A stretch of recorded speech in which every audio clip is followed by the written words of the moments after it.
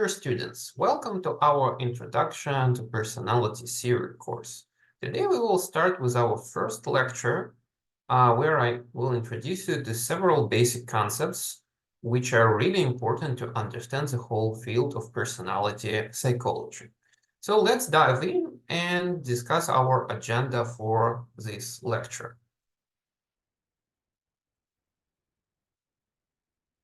So today we will discuss what is personality and what are possible definitions of personality.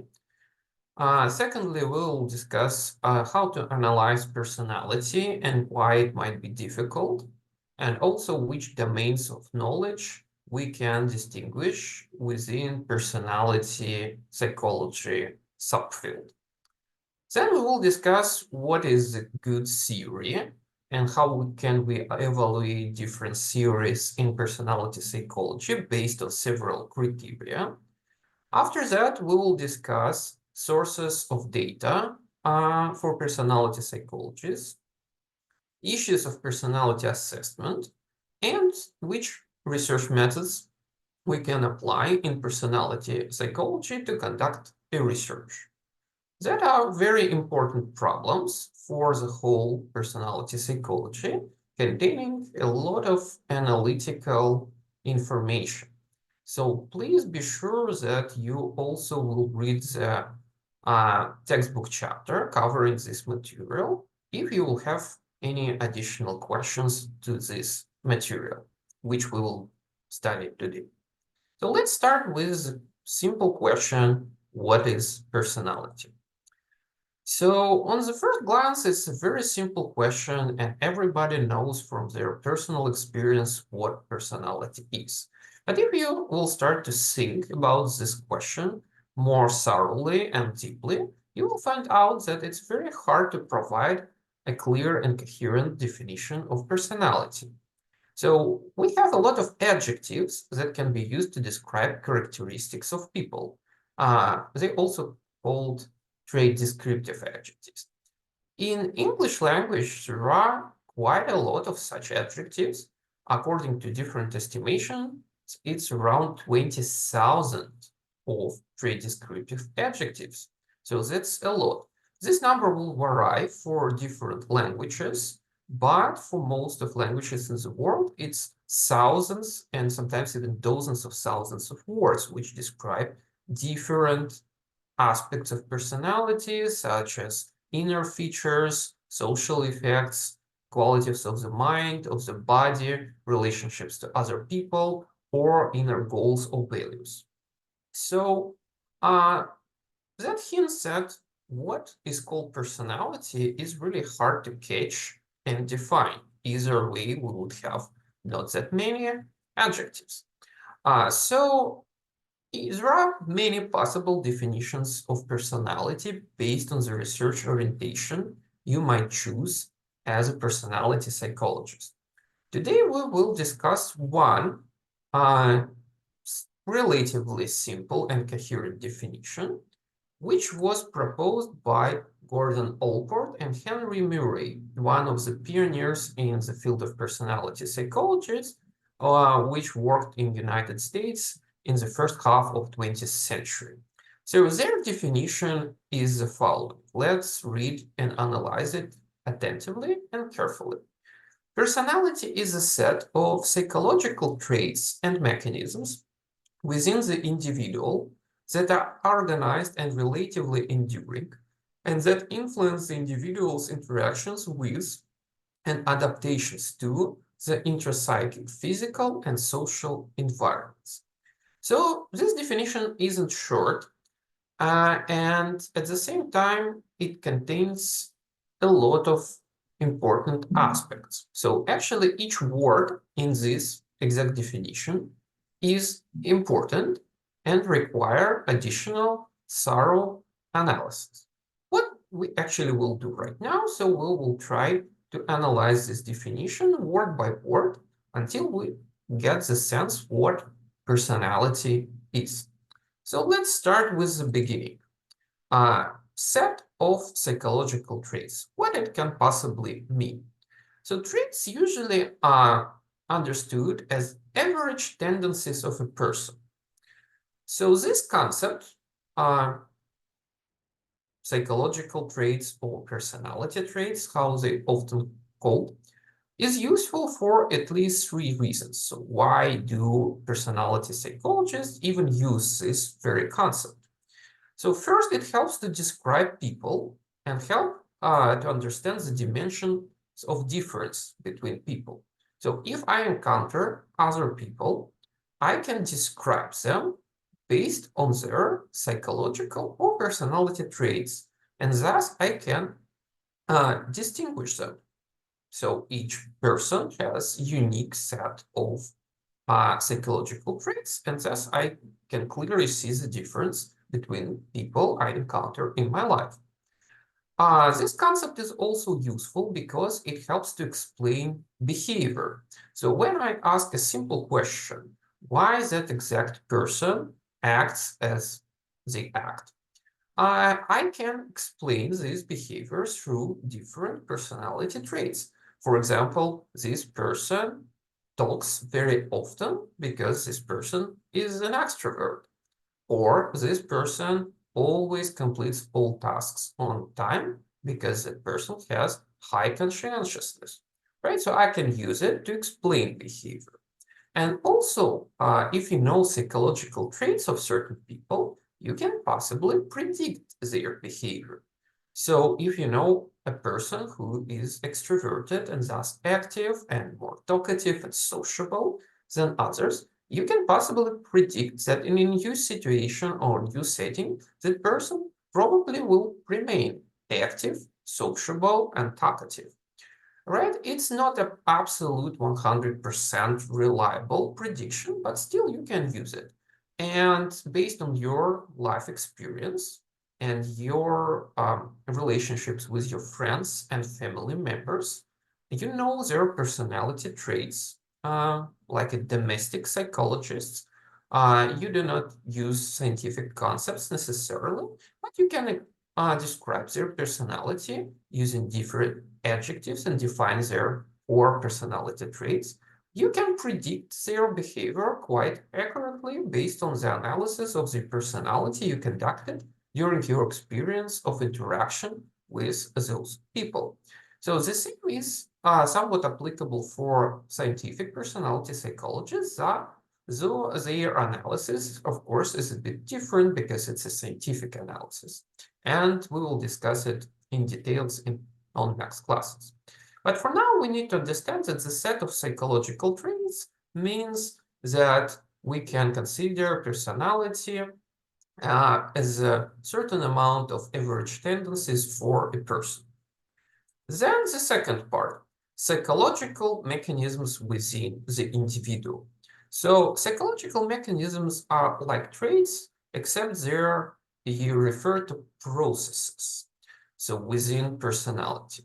Most psychological mechanisms have three essential ingredients: inputs, decision rules, and outputs. Right, so these three parts are crucial for defining psychological mechanisms. So we all have certain inputs, for example, situations and stimulation uh, we presented to, so which makes us responsive to that. We need to decide what to do with the situation and stimulation we were presented and choose a certain line of behavior or reaction, including absence of reaction, which also would be broadly understood as an output. So the words within the individual means that personality is something a person carries with themselves over time and from one situation to the next. So usually we feel that today we are the same people we were yesterday, and our personality didn't completely change, and that our personality is not completely defined by the situation we are currently in, that it's something inner, inner property, which won't change completely because the situation around us changed. The next part of the definition of personality is organized and relatively enduring. These words are also very important because organized means that psychological traits and mechanisms we mentioned are giving in a given person are not simply a random collection of elements, they're organized and structured certain way. So it means that your traits of personality and processes which happen within you in your inner world are not just random and they're not equally important. So they can be organized in terms of structure, which we can analyze them. Relatively enduring means that psychological traits usually do not change drastically over short periods of time. So we can understand that personality might change over time due to different life experiences and situations we have encountered. But at the same time, we know that personality do not change over time. And especially if we talk about short periods of time, such as, for example, a week, a month, sometimes even half a year, usually we understood that your personality is still relatively the same. Either way, we would talk about some temporary processes, not a personality. So when we speak about personality, we imply that it's something relatively enduring, thus we can study it and make some predictions based on that. The next part is that influence individuals' interaction with.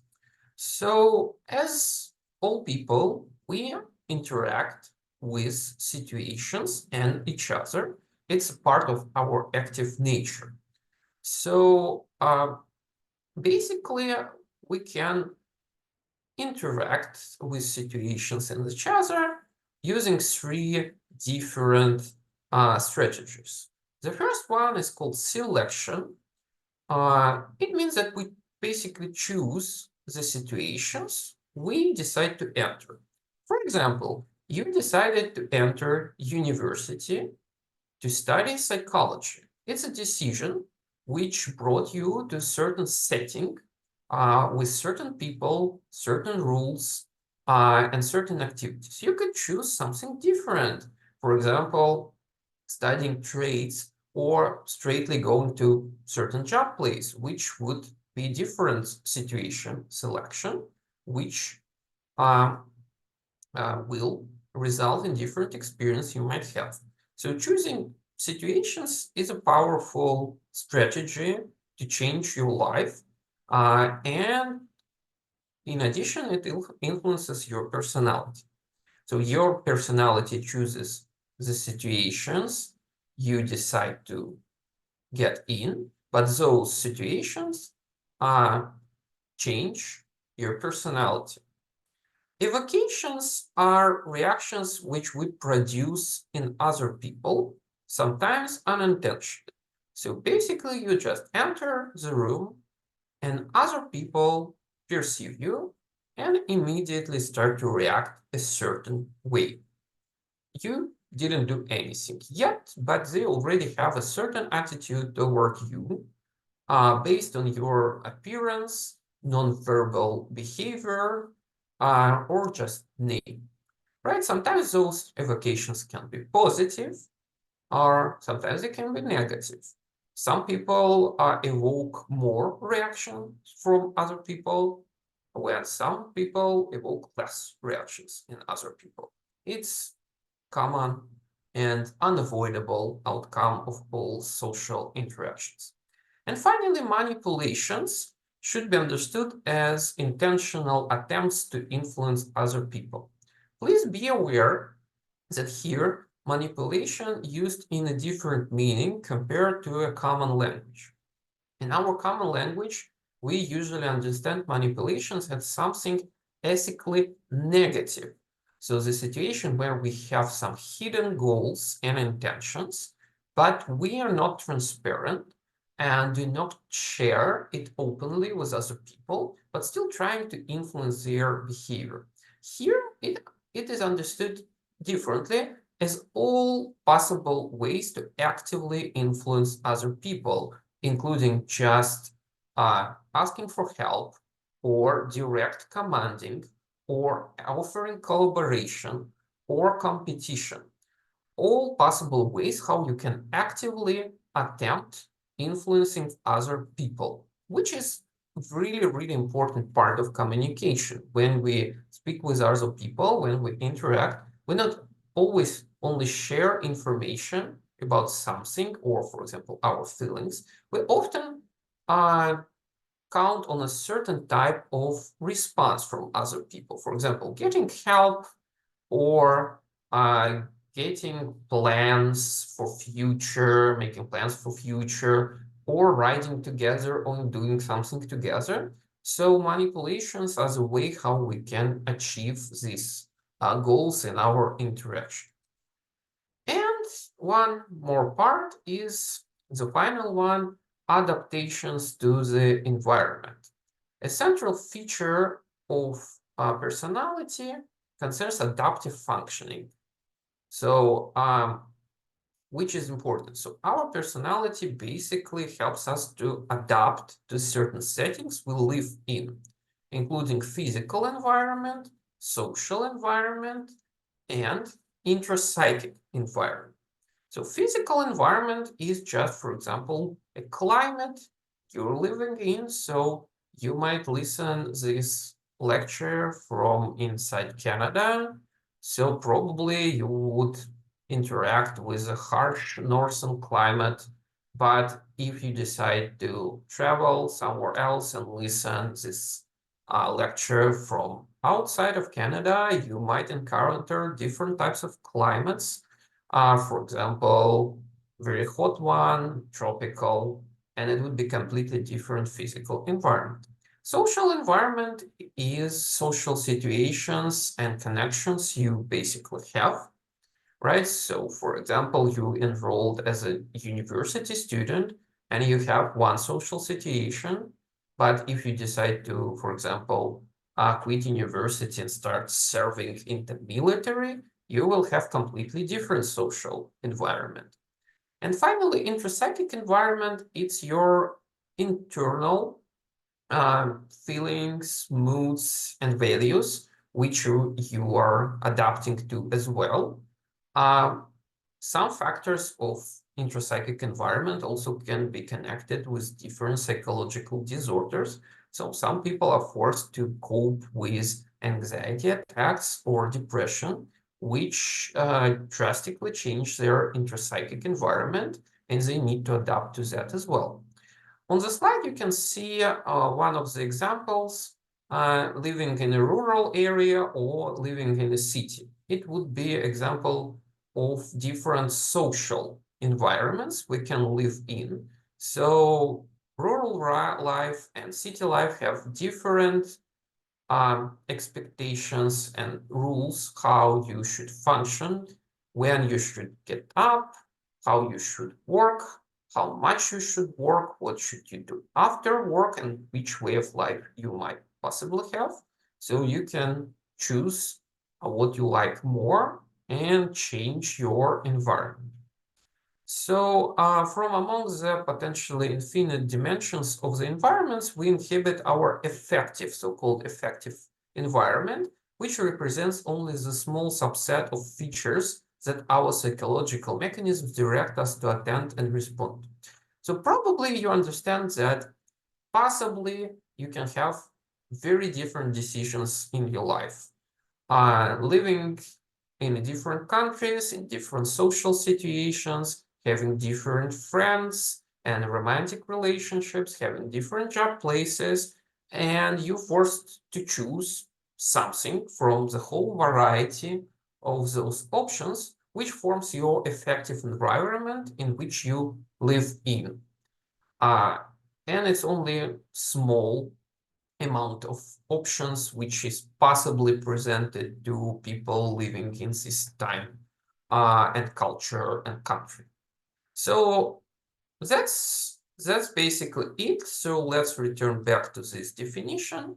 So we covered all the parts of it. So again, personality is a set of psychological traits and mechanisms within the individual that are organized and relatively enduring and that influence the individual's interaction with and adaptations to interpsychic, physical, and social environments. We covered all the points. So as you can see, personality is quite hard to define, and it includes a whole variety of different phenomena.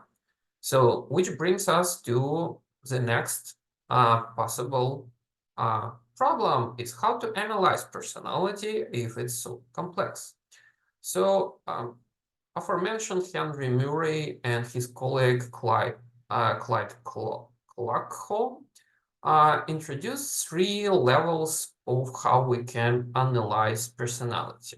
Actually, it was done almost 8 years ago, so this idea is not brand new. Just we can use those 3 levels of analysis even nowadays because it's simpler and more understandable which level we are currently discussing. So personality, like all others, or the all human nature level. So what is typical for all people? When we discuss personality, what all people will have. For example, certain traits or mechanisms or interaction with environment patterns, what will be typical for all people in the world. The second level is like some others, the level of individual and group differences. Again, it's not a secret that there are a lot of different groups of people in this world. So we can form groups based on our religion, political beliefs, ethnicity, country of origin, sex, gender, profession, socioeconomic status, and others. Right? So within this group, we share certain similarities with other people, and we have some differences from the members of other groups. And we should study that as well. And finally, there is a third level, which is called like no others.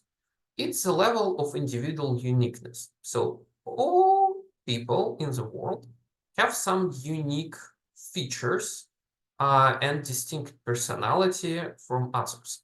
So we all have certain level of uniqueness, which also should be studied by personality psychologists. So using this idea of 3 levels can make our discussion about personality and different phenomena we encounter a bit easier, right? It's a way to classify what we're currently discussing to find a common ground for that. Another classification of research in personality psychology was introduced quite long ago and is based on ideas of German philosopher Wilhelm Windelband. He was a head of Biden School of Neo-Kantianism, an influential philosophical direction in the late 19th century and beginning of the 20th century. So Windelband is famous because he divided all sciences into 2 main groups, so-called nomothetic and so-called ideographic sciences. So this division influenced methodology of different scientists and still continues to influence us nowadays. So what's the difference between nomothetic and ideographic? So let's discuss that. Basically, Windelband understood nomothetic sciences as natural sciences, for example, like physics, chemistry, or biology. He supposed that they try to learn something common, typical, and recurring, and provide an explanation why it works that way by distinguishing general patterns and regularities, for example, laws of physics. On the contrast, he supposed that cultural sciences or humanities are ideographic. So they explore something exceptional and unique And thus they cannot explain it, but they can describe it based on different case studies and unique cases. For example, analyzing a certain culture. This culture, for example, ancient Greece or ancient Egypt, would be completely unique and cannot be compared to other cultures. Thus, we should just describe it and study. So those ideas of dividing sciences into nomothetic and idiographic looks obsolete, right? So nowadays we know that social sciences also can use experiments and find regularities the same way as nomothetic sciences. So in this sense, this division looks outdated, but at the same time, it still exists because even on the level of choosing university programs, you can choose from even within psychology between, for example, Bachelor of Science and Bachelor of Arts, and it will be slightly different programs. For Bachelor of Science, you would have more nomothetic program, and for a Bachelor of Arts in Psychology, you would have a bit more idiographic program. So this division is still somewhat exists, which not always reflected by researchers and university professors and students, but it still affects our understanding of how we should research personality. So you will study a lot of theories during this course, and some of them are focused on finding some common and typical patterns and mechanisms and traits in attempt to explain how personality works, while some theories trying to focus on case studies and just describe uniqueness of human's personality. So you will see those roots of nomothetic and idiographic approaches in all theories we will discuss on next classes. So another problem when you try to analyze personality, and you will see this both in your textbook or any article, scientific article from any scientific journal on personality, that there is a fissure between the grand theories of personality, so-called grand theories of personality, and contemporary research in personality. So so-called grand theories of personality try to address the all human nature level of analysis. So they try to understand how personality works in all people. Most of those theories, for example, Freud's theory or Abraham Maslow's theory or Viktor Frankl's theory, created in the first half of the 20th century or in the middle of 20th century.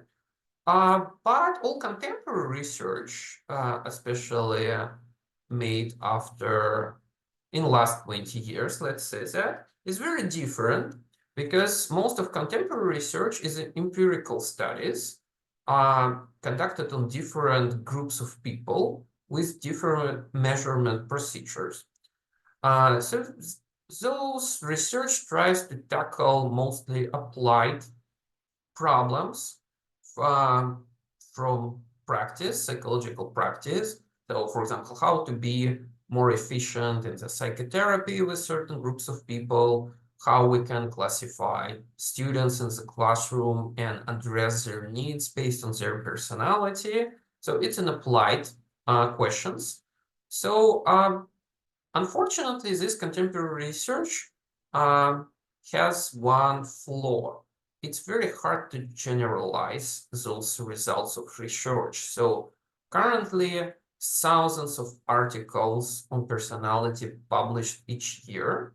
Some of them made on sample of 50 people, some of them made on sample of 5,000 people. They use different measurement procedures and research designs. And it's very hard to combine the results of those studies and make some higher level generalizations, thus including everything into like more coherent theories. So this creates this gap between like grand theories which explain everything and contemporary research, So you shouldn't be surprised when you study personality psychology that there is such a gap which you might encounter reading literature on the topic of personality psychology, which brings us to the idea of different domains of knowledge in psychology. So again, you already studied psychology at certain level if you got to this course. So you know that in psychology there are different areas of study. For example, there is social psychology, which focuses on like aspects of communication and interaction between people, how people form different groups and how they interact there with each other in those groups. And there is, for example, developmental psychology, which studies how personality and different psychological mechanisms change with aging when we pass different periods of our life. So it's different sub-areas of study, the same as, for example, in medicine, you might become a dentist and help people with their teeth, or you can become gastroenterologist and help them with their like digestive system problems. So personality psychology is a very broad subfield or area of study in psychology, and it has its internal subfields within personality psychology, which are often referred as just domains of knowledge. It's a specialty, a special area of science and scholarship in which psychologists have focused on learning something specific about human nature. So within these domains, researchers developed a bit different methods of asking questions, methods of getting facts, and a bit different theoretical explanations of how and what we should study. So if we apply it to personality psychology exactly, we will see that we can develop different approaches to how and why we should study personality. In the textbook, which I recommend to you, there are 6 domains mentioned, so it's quite a detailed classification. Let us to review what their names are and what we study in each domain, because your textbook is organized that way that we will go through all domains until we finish our course of personality psychology. So the first domain is so-called dispositional domain.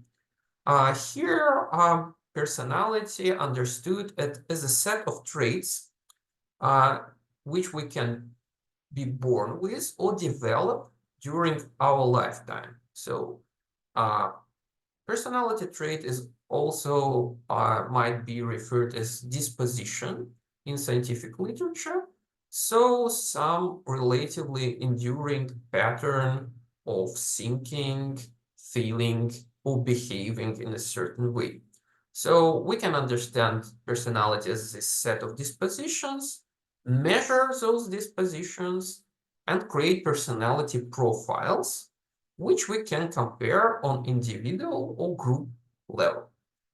The second domain is so-called biological. So here, researchers try to understand biological factors which influence personality.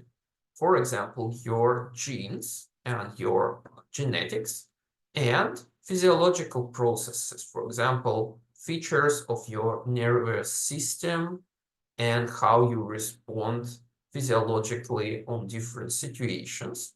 So people differ from each other on genetical and physiological level, which can explain certain differences in our emotions, thinking processes, and behavior. The third domain is so-called intrapsychic domain. Here, psychologists mostly focus on the inner world of the person. So what happens inside a person's mind? What are the feelings, motivations, plans, intentions, and values? So we can study personality through that and it will be completely different perspective and different answer on what personality is. The fourth domain is so-called cognitive experiential. So we can study how person thinks and interprets the situation around themselves, and with implication that those cognitive patterns influence feelings and desires. So we start with understanding of perception, thinking, and memory as primary cognitive processes, and try to understand how they're, in their turn, influence other processes within our mind. The fifth domain is so-called social and cultural. Here, psychologists try to focus on different aspects of our social and cultural environment. Again, it's not a secret that we are heavily influenced by our social and cultural environment, including language, traditions, tacit rules, cultural space, what gender roles promoted in our culture, and also by our social environment, including socioeconomic status of, for example, your family and yourself. So based on that, you might develop very different types of behavior, have very different patterns of thinking and emotional reactions, and we need to study those factors affecting our personality. And the final domain, which is mentioned in your textbook, is so-called adjustment domain.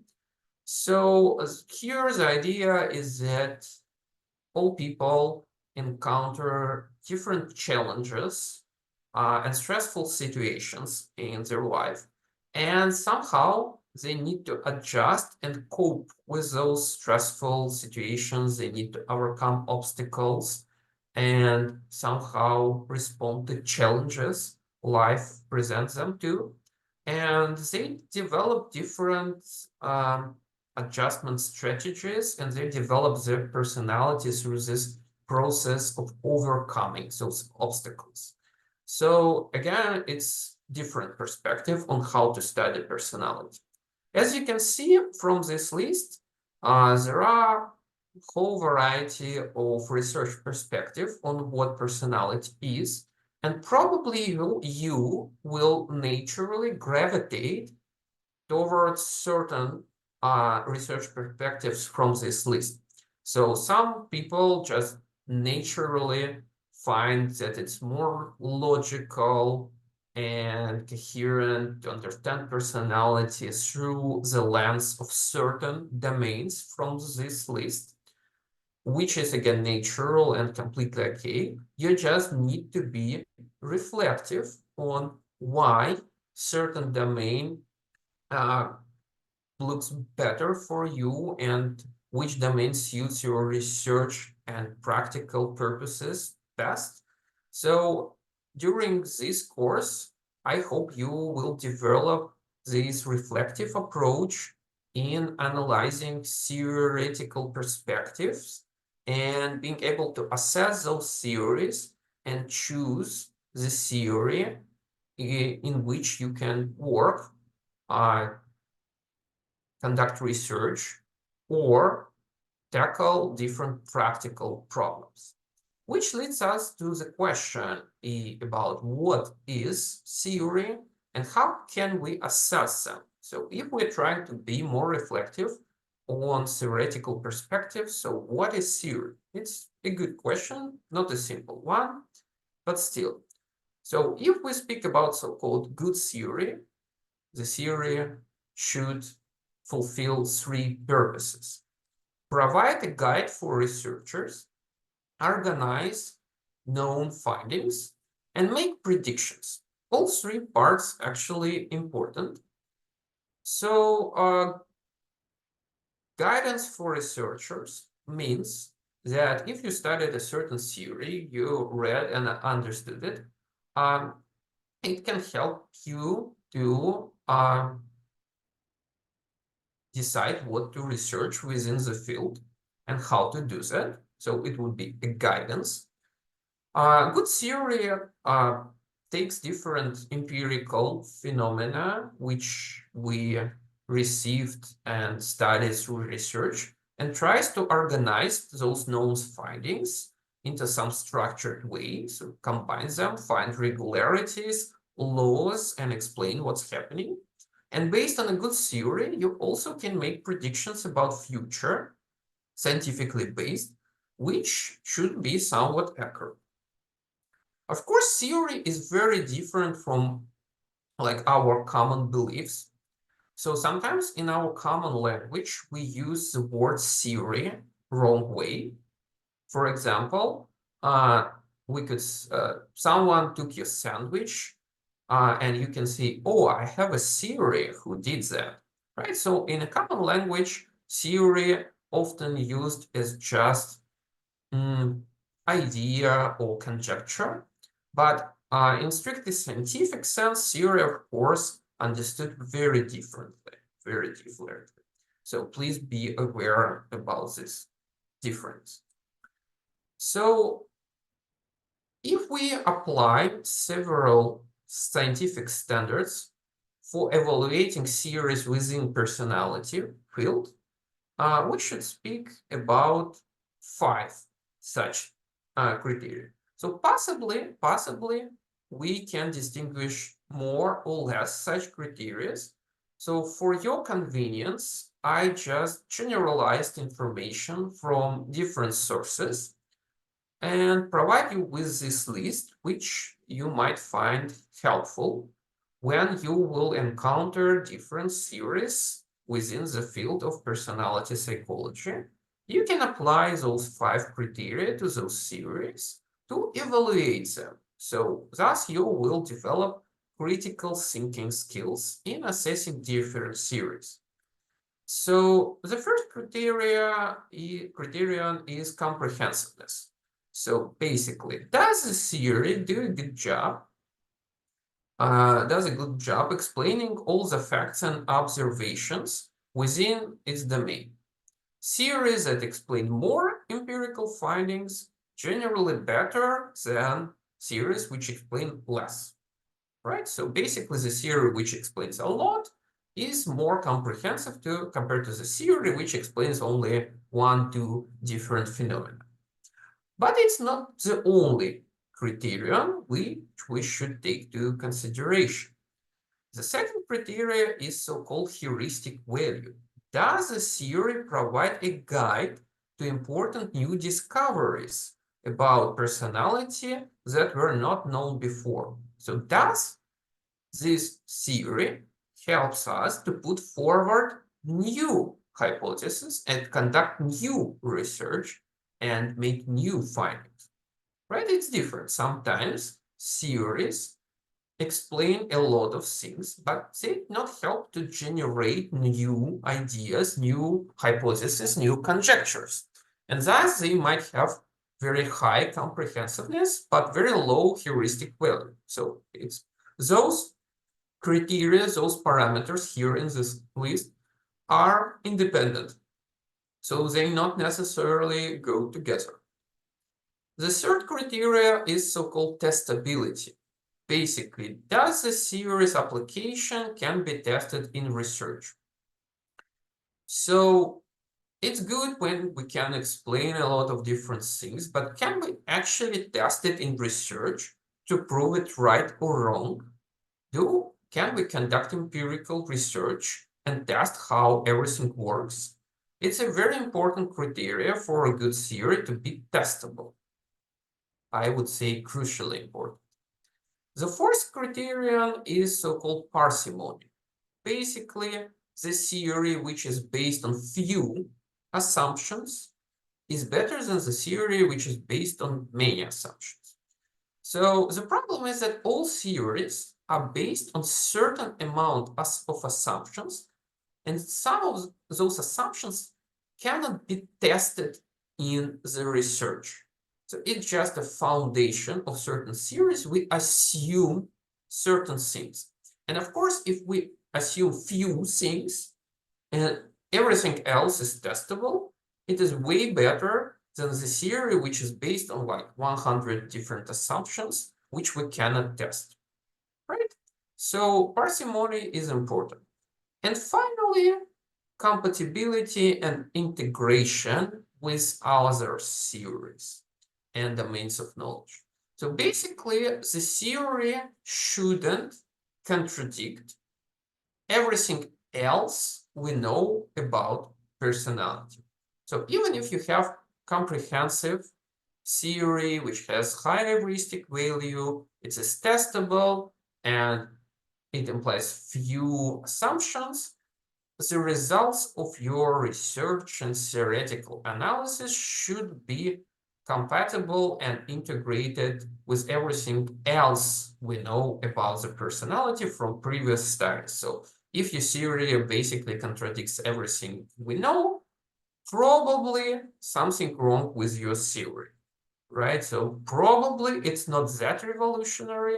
Probably you either made some mistakes or assumed wrong things as a foundation of your theory. So basically, the good theory, compatible, and can be integrated with other theories. All those 5 criteria are important. Please use them when you will read and analyze theories within personality psychology. It would be very nice if you would be able to critically analyze those theories and compare them together based on these 5 criteria, this list which I made here for you.